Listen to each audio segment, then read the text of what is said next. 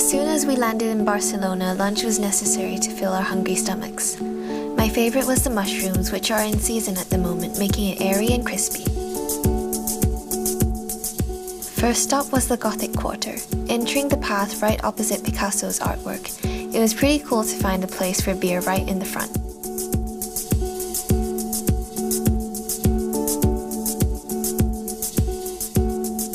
The cathedral was as majestic inside as it was on the outside. It's amazing to see how advanced architecture can be, even if it were built many centuries back.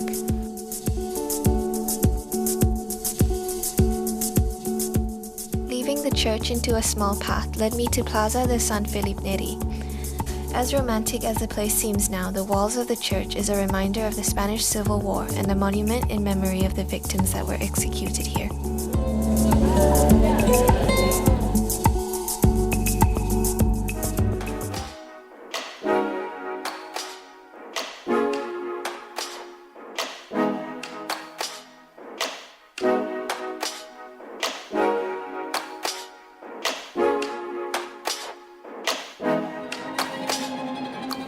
One corner led to another, and I found myself passing through the cultural center into a beautiful square that surrounded me, with a dog that was said to be present every day in front of a cafe watching all the passerby.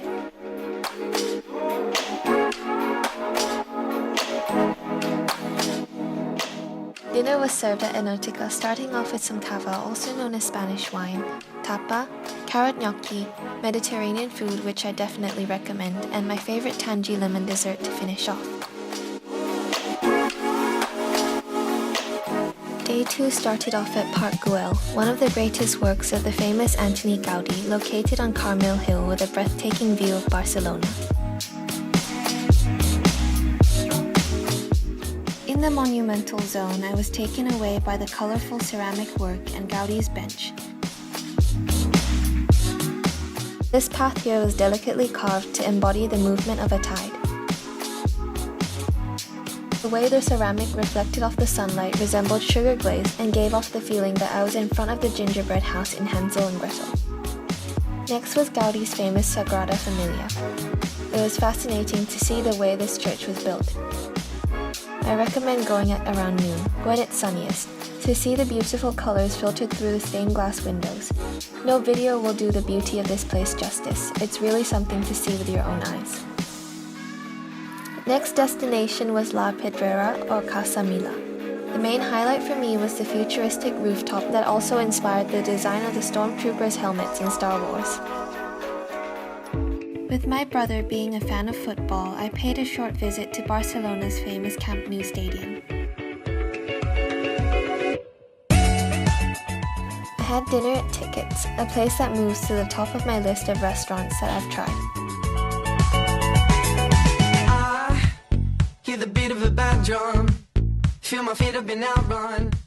A surprise course of tapa was amazing. Olives, toast with olive oil and tomatoes, Iberian ham, churros, picking strawberries, sushi that wasn't sushi, cheesy waffles, Spanish anchovies, more cheese, foie gras, Tickets' take on temaki, using quinoa in place of rice, more ham, smoked octopus, pasta that was actually Korean mushroom, suckling pig, and grilled chicken. And you may have thought that was the end, but we were brought into a room that resembled a scene from Alice in Wonderland, followed by a 3-course dessert. It was probably one of the best dining experiences of my life. Day 3 began at La Boqueria, a fresh market selling all kinds of food you can imagine. Due to its rising popularity, people began selling fudge, ice cream, and pressed juice here too.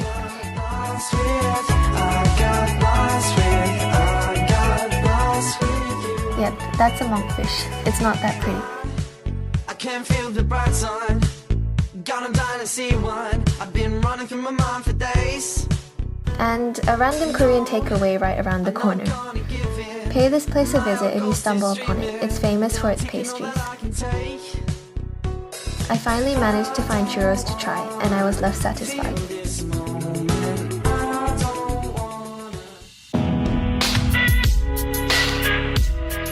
You can probably tell by now, I love art, so I continued to the Joan Miro Foundation.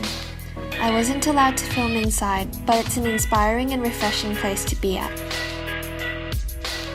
As you can see here, Miro wanted his sculpture to represent a woman and a man. I found myself another beautiful view of Barcelona at the National Museum of Arts. My last day was spent wandering through the rain until I entered Picasso's museum. I wasn't allowed to film inside, but the exhibition was an eye-opener, as I was able to see the development of Picasso's work right from the beginning, up until the style he's famous for today. My last stop was the beautiful Palau de la Musica, a magical music hall with a stunning balcony I fell in love with at first sight.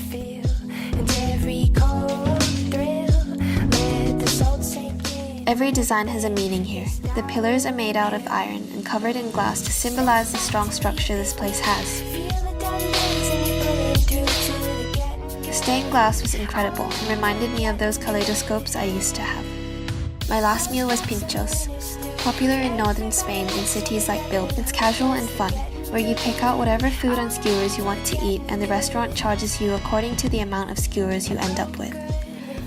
I recommend the Spanish omelette that has a very comforting taste even if I'm not Spanish. And also the sausage and chili. Don't worry, it's not spicy.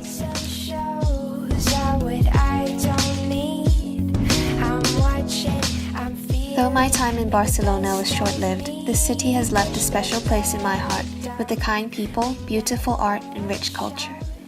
Thank you for the beautiful memories, Barcelona. I'll definitely come back.